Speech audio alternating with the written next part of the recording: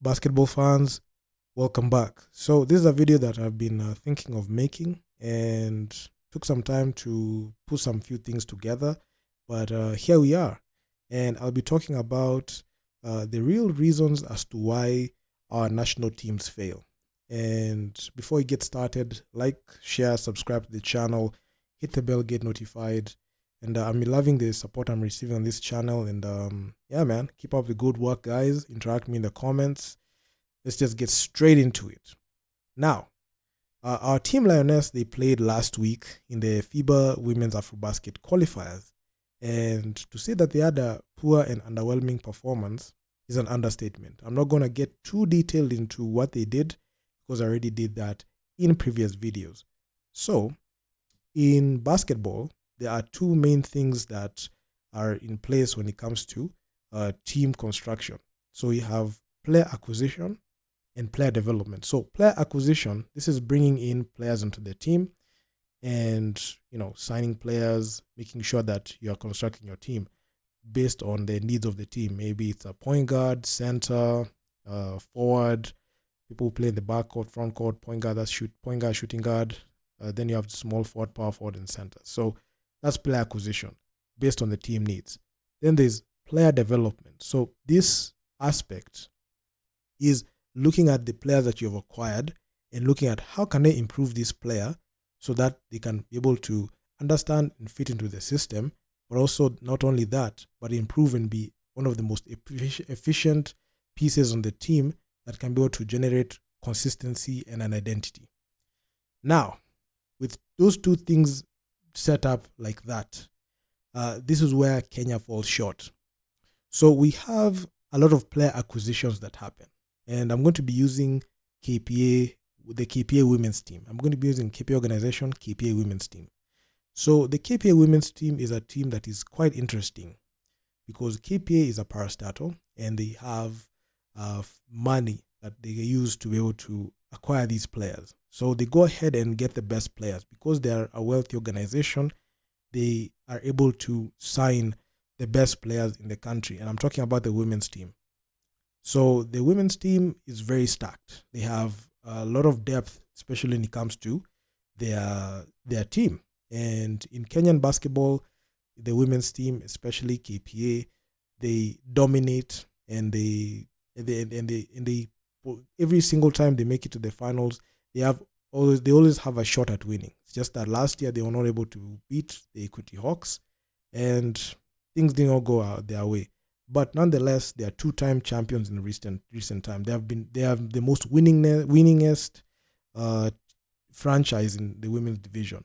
So I'm not going to get into their titles, but staying at the pocket of what we are discussing, this is a team that acquires the best players. But the big problem is there is little to no player development.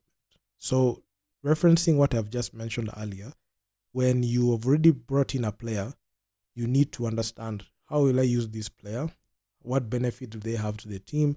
How do they fit in their culture or identity? Because the coaching staff and the whole organization is focusing mostly on winning, they forego the identity, fit, and the culture of the team. Okay, they have been used to winning games, so they don't focus on putting players that fit in well together. So because they have money and have an unlimited budget, they go ahead and bring in players. So this one works domestically very well because the women's division is a very weak division, and the only teams that can be able to challenge KPA are the Equity Hawks and the ZTEX Sparks. I'm not going to put the ZTEX Sparks too much there because they when it comes down to it, when it comes to playoff times, they get outclassed easily. And when I say that outclassed in 2023, KPA able to sweep them, and it was one-sided. But the Equity Hawks, they're able to bring it to KPA and they're able to bring them down. But looking at how their roster is, they're too stacked. It works domestically, but where we draw the line is when they play in continental matchups. Let's say, take the case of what happened last year in the WBLA qualifiers. So in the WBLA qualifiers, because they do little to no player development and only focus on winning, which they're able to do easily domestically, they have players that can be able to coast through the regular season, here in KBF. But when they go to the WBLA, this is where they meet teams that have the ability to bring it to them. And because they don't have any reputable wins, especially when it comes to domestically, no people, there isn't Jesus Christ. Because they don't have any, matchups that are able to test their strengths, they get exposed brutally. And what happens is, even with the roster that they've had domestically, what they go ahead and do is they go and get mercenaries from outside. They bring them onto the team. Because there's no good player development, they kind of make sure that the system fits the imports. So the imports should be coming in to the team to complement the other players, not to take over and be part of the system. The imports should not change the system at all. But in this case, when KPA brings a new person into the team, number one, they have to justify that player and the way they have brought her in to make sure, and they give her the most minutes to make sure that they can say, we brought her in, we have paid a premium for her, so we have to play her more. So what happens is, when you have played for the whole regular season, and you're, let's say, for example, you're the center of the offense, and then an import comes in and takes those touches away, it has a shot to your confidence. And you cannot feel it. You can feel it in the short term, but it has a long-term effect.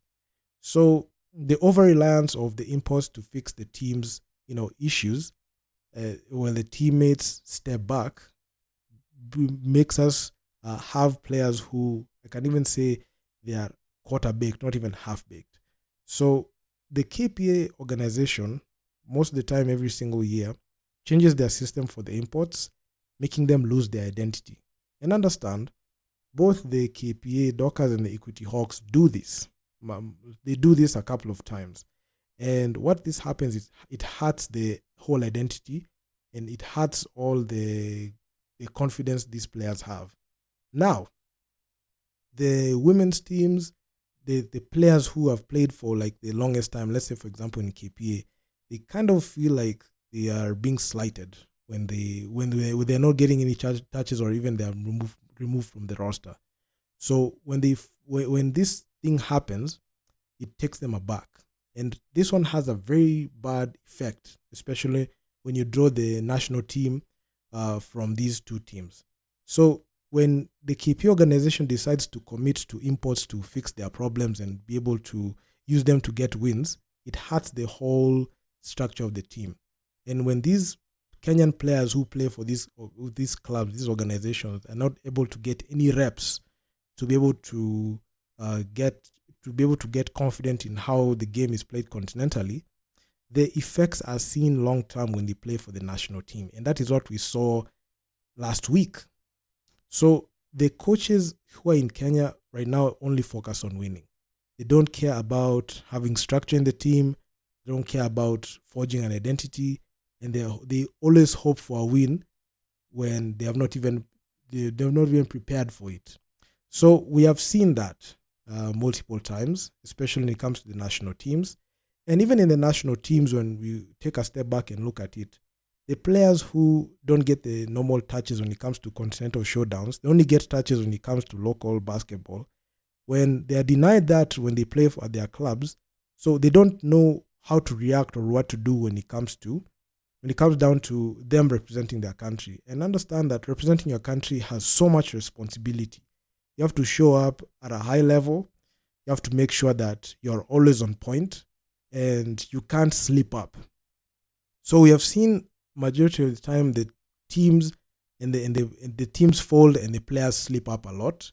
And when you go take a step back and look at highlights from the national team and look at highlights from the club teams, the way they play in the club level, you will see that they play the same way. I have mentioned so many players. I get tired mentioning these players most of the time because it's like beating a dead horse. But anyway, you will see that their play does not change because the coaches for these teams do not focus on player development. I know you can't teach an old dog new tricks, but there are players in the league who aspire to play for these big organizations. But when they see how these big organizations throw you to the curb when it comes to continental showdowns, you're told, hey, we don't need you anymore. We are going to bring this person in. So when you do that, you're hindering this. Even if you drop one player, then you have the rest play. You're going to alter the system to be able to fit this new player that you brought in. And remember, this is not a player that has been through the journey. The new import does not understand what it takes to be, what has led to them being there. So they're being brought in to bring wins for you. And in majority of the time, even when they take a loss, it doesn't affect them much because they'll be like, you know what, it's a win or a loss. But when it comes to the other players who have been through that journey the whole season, those losses hit them hard. And when they see that they have no control over what is happening, it takes a hit on their confidence, and they're not sure if they can be able to play basketball well. So with the coaches and the team managers focusing on winning, they forego player development for imports, which is very bad because the same players that get neglected from the club, they got call-ups to the national team. And when they come into the national team, they don't know how to move. They don't know what style of play that they need to adopt. And given like the poor preparations that we've been having, you see a situation where the players don't know how to react. The players, they have a very low reaction time and they don't understand what they need to do. So it begs the question, what can they do, or what can be done better? You need to change that culture. You need to stop the over-reliance on imports and looking for shortcuts to be able to win games for you. So looking at an organization like KPA, they need to understand that they need to invest in developing their own players. Because had they developed their own players, they wouldn't need imports to fix their problems. Because a lot of times when you bring new players into the squad, especially when they're going for continental showdowns, it hurts the team identity and chemistry that they've built throughout the season. And it gets 10 times worse when you talk about the national team, because you have multiple teams that are involved that are suffering the same way. Most notable, KPA and the KPA Dockers and the Equity Hawks. They have the same situation. Then when these players don't have touches, they don't have enough touches, you bring them together with the way they play. It results to what we saw last week, where they get beat by teams. They get beat by teams not because the Team Lioness can't play basketball, but because they're getting outclassed and outplayed, because they lack the basics, fundamentals when it comes to playing continental basketball. And it tells you the inequality, the lack of parity when it comes to even the league is the reason as to why these players refuse to change their ways. They say, you know what, this way has been working, so I don't need to go ahead and change anything. So that's the reason as to why they fold majority of the time. So, I mean, I wonder if they will always be a situation. There will be a change. I wonder if there's going to be a change, but at this point in time, things are not looking good, by the way. So do drop me your comments down in the comment section down below. I know this has been a long spiel. This is something that I came out of the woodwork, and I thought about, just putting it together so I can be able to explain a couple of theories. But hey, do drop me your comment section down below. I will see if I can follow this up with a part 2 just to talk about this. And I'm going to see you guys in the next one. Peace out.